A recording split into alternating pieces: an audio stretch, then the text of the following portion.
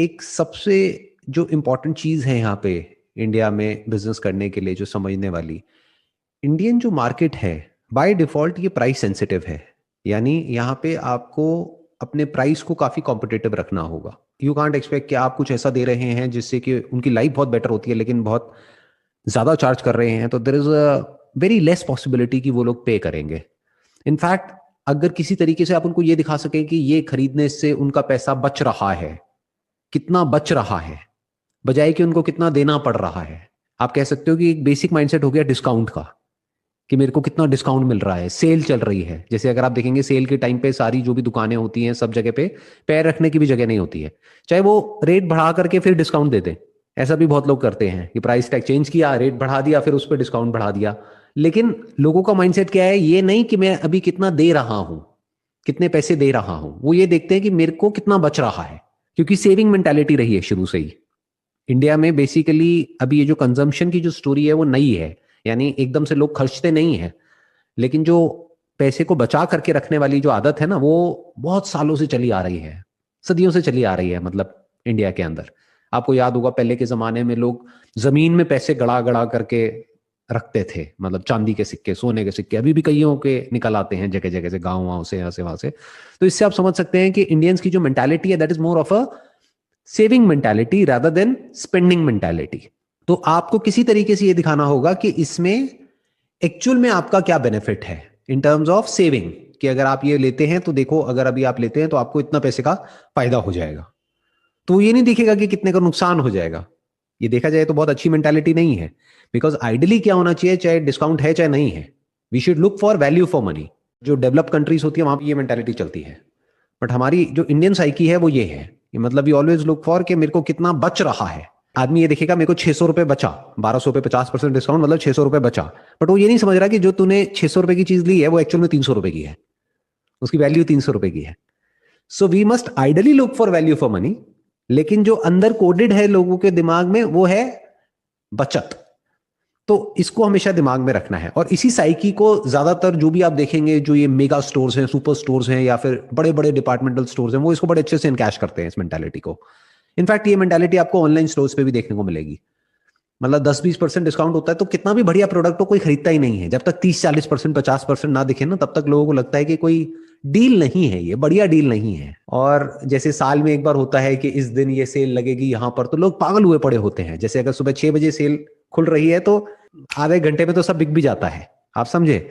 सो ये एक मेंटालिटी है जिसको आपको सबसे पहले समझना है, that is saving mindset, not spending mindset. Not looking at value for money but looking at कि मेरे को कितना बचा, चाहे उसमें नुकसान हो जाए, दैट इज ओके। दूसरा आपको ध्यान रखना है कि यहां पर जो लोग हैं वो बहुत ही ज्यादा इमोशनल हैं। बिजनेस में आपको जो ध्यान रखना है ना, इंडिया में स्पेसिफिकली, यहां पे लोगों का माइंड इतना लॉजिकली नहीं सोचता है। मेजॉरिटी की बात कर रहा हूं, एक्सेप्शंस आर ऑलवेज देयर। कुछ लोग हैं जो बड़ा प्रैक्टिकली लॉजिकली सोचते हैं और उसके अकॉर्डिंग चलते हैं, बट मेजॉरिटी ऑफ जो जनता है, जो लोग हैं, उनका दिमाग कैसे चलता है, इमोशनली चलता है। इमोशंस को हिट करना चाहिए। मतलब अगर आप अपने प्रोडक्ट के थ्रू या सर्विस के थ्रू उनके दिमाग को हिट करने की कोशिश करेंगे तो सक्सेसफुल होने के चांसेस थोड़े से कम है। बट अगर इमोशंस को और फीलिंग्स को हिट करेंगे, इमोशनली अगर वो आपसे कनेक्टेड फील करेंगे, तब आपके सक्सेसफुल होने के चांसेस बहुत ज्यादा है। ये अच्छा भी है बुरा भी है। अच्छा इसलिए है क्योंकि एक दिल से कनेक्शन बनता है, बुरा इसलिए है क्योंकि लोग इसको अपने फायदे के लिए यूज करते हैं। तो इसको आपको समझना होगा। इस फंडे को जो पॉलिटिशियंस हैं वो बहुत अच्छे से समझते हैं।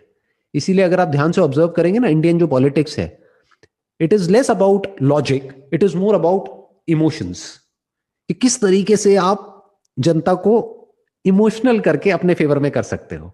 अगर लॉजिकली उनको क्वेश्चन किया जाए एक एक करके पॉइंट बाय पॉइंट, तो वो वहां पे फेल हो जाएंगे। तो उनको पता है कि लॉजिक को बीच में घुसाना ही नहीं है, सीधा सीधा इमोशंस को हिट करो, काम हो जाएगा। सब यही करते हैं, जितने भी पॉलिटिशियंस हैं सब मंझे हुए हैं। सबको पता है कि भाई क्या है, किस तरीके से, किसकी क्या दुखती हुई नस है, बस सीधा उसको हिट कर देते हैं। थर्ड पॉइंट क्या है, फ्री। जैसे किसी का है कि भाई मेरे को फ्री फ्री फ्री, इंडिया में ये फ्री का बहुत है, फ्री में चाहिए जो भी चाहिए। तो अगर आप फ्री में कुछ दे सकते हैं तो आप बाद में चार्ज भी कर सकते हैं कुछ लोगों से। तो ये फ्री का माइंडसेट बहुत ज्यादा है। फ्रीबीज, गिव अवेज, ऑनलाइन भी आप देखेंगे गिव अवेज बहुत चलता है, जबकि पता है कि लाखों लोग हैं उसमें से एक दो को मिलेगा, लेकिन पागल हो जाते हैं लोग गिव अवे का नाम सुनते ही, फ्री का नाम सुनते ही। अच्छा फ्री में मिल रहा है, मतलब बेसिक जो साइकी है वो ये है कि लूट लो किसी तरीके से सामने वाले को। ये जो बिजनेस ओनर है इसको मैं लूट लूं किसी तरीके से। अब ये कहां से आ रहा है ये कहना बड़ा ही मुश्किल है। मे बी एक ऐसा टाइम था आज से कुछ साल पहले जब एक्चुअल में लोगों के पास खाने पीने के लिए पैसे नहीं थे, तब शायद कोई कहीं से गाड़ी आती होगी गवर्नमेंट की और जो राशन मिलता होगा या कुछ खाने का मिलता होगा, जब वो डिस्ट्रीब्यूट होता होगा तो जब वो मिलता होगा तो लोग इकट्ठे हो जाते होंगे और किसी तरीके से छीना झपटी होती होगी और हाथ में जिसके आ जाता होगा वो बहुत अच्छा फील करता होगा। क्योंकि इंडिया में लोगों ने भुखमरी बहुत देखी है। We are still a developing economy, we are not a developed economy. तो हो सकता है इस वजह से कहीं ना कहीं हमारे अंदर ये लूट का माइंडसेट है कि किसी तरीके से लूट लो, किसी तरीके से फ्री में मिल जाए मुझे, बस सामने वाले का नुकसान होता है हो जाए, मेरे को उससे फर्क नहीं पड़ता, मेरा फायदा होना चाहिए। तो इसको बड़े ध्यान से समझना पड़ेगा। ये जो मैंने आपको बताया, ये जो फ्री वाली मेंटालिटी है ना, ये बहुत बड़ी साइकी है कि ये मिलेगा ये मिलेगा ये मिलेगा, लोग इतने खुश हो जाते हैं जैसे पता नहीं क्या हो गया, लॉटरी लग गई है जैसे। अब ये बेसिकली क्या है, reality of the Indian market है। अब कुछ लोग हैं, कुछ क्या ज्यादातर जो बिजनेसमैन है वो इन चीजों को मैनिपुलेट करते हैं अपने फायदे के लिए, इन चीजों को मैनिपुलेट करते हैं, लोगों को मैनिपुलेट करते हैं कि किसी तरीके से उनका फायदा हो सके। तो अगर आप भी ऐसा ही करते हैं तो वो एक गलत सोच है। बेसिकली क्या करना है, हमने थॉट प्रोसेस को समझ लिया, अब इसी से हमने उन्हीं का फायदा कर दिया, ये थिंकिंग होनी चाहिए। ये नहीं कि उनकी थिंकिंग उन्हीं के ऊपर चला के, बिल्कुल ऐसा है, ये डुअल एजेड स्वॉर्ड की तरह है कि जिसको ये समझ है ना ये सारे फंडों की जो मैंने आपको बताया, इससे कोई भी आदमी किसी को भी बेवकूफ बना सकता है। मतलब इंडियन कंज्यूमर जो अपने आप को समझदार समझता है उसको बेवकूफ बनाना बड़ा आसान है अगर ये तीन बातों को आप समझते हैं तो, और बहुत लोग बना रहे हैं। लेकिन अगर आप इन बातों को समझ गए हैं और आप आगे जाकर के बिजनेस करने वाले हैं तो इन्हीं बातों को यूज करके आप उनका फायदा भी कर सकते हो। जैसे एनर्जी है, उसको आप डिस्ट्रक्शन के लिए भी यूज कर सकते हो और कंस्ट्रक्शन के लिए भी यूज कर सकते हो। न्यूक्लियर एनर्जी है, उससे आप कुछ कंस्ट्रक्ट भी कर सकते हो इलेक्ट्रिसिटी, और न्यूक्लियर वेपन भी बना सकते हो। तो वो आपको देखना है कि इन फंडों को समझ के आप क्या करोगे। मेरा काम था आपको नॉलेज देना, इंफॉर्मेशन देना और बताना कि मेरी अंडरस्टैंडिंग के बेस पे कि क्या है वो psyche. Sir, my next question is, more than anything in the business, the most important thing is the team which you build, the people you have. They are the most important resource. Sir, so how can we build a great team which is loyal to the business, to the founder, and their vision is aligned with us? मतलब उनका vision और हमारा vision एक ही है। Again उसके लिए भी आपको जो इंडियंस हैं उनकी साइकी को समझना पड़ेगा। जो यहाँ की साइकी है ना, इंडिया की जो जॉब मार्केट की साइकी है, किसी को भी एक्चुअल में बहुत कम लोग हैं जिनको प्राइवेट जॉब चाहिए, सबको गवर्नमेंट जॉब चाहिए। मतलब मेजॉरिटी ऑफ जो पॉपुलेशन है उनको अगर ऑप्शन मिले, चॉइस मिले कि गवर्नमेंट जॉब है एक तरफ प्राइवेट जॉब है, तो वो क्या चूज करेंगे? सैलरी कम भी होगी तो वो गवर्नमेंट जॉब को चूज कर लेंगे, प्राइवेट जॉब को छोड़ देंगे, कहेंगे प्राइवेट जॉब के धक्के कौन खाएगा, मेरे को तो गवर्नमेंट जॉब मिल जाए कहीं से भी। इसका आइडिया आप इससे लगा सकते हो कि कितना कंपटीशन चल रहा है गवर्नमेंट जॉब्स के लिए। अब इसके पीछे क्या रीजन है, इसके पीछे की क्या साइकी है? सिक्योरिटी। मतलब security is more important than growth. Security is more important than money and growth and future scope.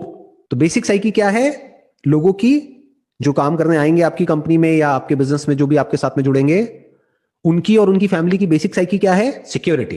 तो अगर आप उनको सिक्योरिटी दे सकते हैं, अगर ये आप कॉन्फिडेंस से उनकी आंखों में आंखें डाल करके बोल सकते हैं कि जब तक आप अच्छा काम कर रहे हो तो our company is as secure as a government job, अगर ये नीड उनकी आप पूरी कर सकते हो, and you are not just saying it, you are practically doing it, कि चाहे दुनिया इधर की उधर हो जाए, किसी भी तरीके से उनको अनसेफ फील नहीं होना चाहिए आपकी कंपनी में। दे शुड फील सिक्योर।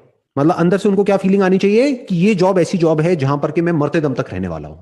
तब वो आपके साथ जब जुड़ेंगे तो अपनी पूरी जान लगा देंगे, क्योंकि उनके माइंड में ये जो स्ट्रेस है ना और ये जो टेंशन है, एंजाइटी है कि कल पता नहीं क्या होगा क्या नहीं होगा, तो डरा करके आप लोगों से इतना काम नहीं करा सकते जितना सिक्योरिटी दे करके फिर काम करा सकते हो। पहले उनको सिक्योर कर दो, फिर उनको इंसेंटिव्स दो कि अच्छा अगर आप ये टारगेट अचीव करोगे तो ये है, ये है तो ये है, ये है तो ये है, लेकिन सिक्योरिटी पूरी है कि आप अगले 20 साल तक भी, 30 साल तक भी कहीं नहीं जाते। जब तक ये कंपनी रहेगी आप कहीं नहीं जाते, और ये कंपनी कहीं नहीं जाने वाली क्योंकि मैं बैठा हूं यहां पर। तो आपको ये इतने कॉन्फिडेंस से बोलना पड़ेगा। मतलब they should feel safe and secure, it is as safe as a government job, तो कोई कहीं नहीं जाएगा।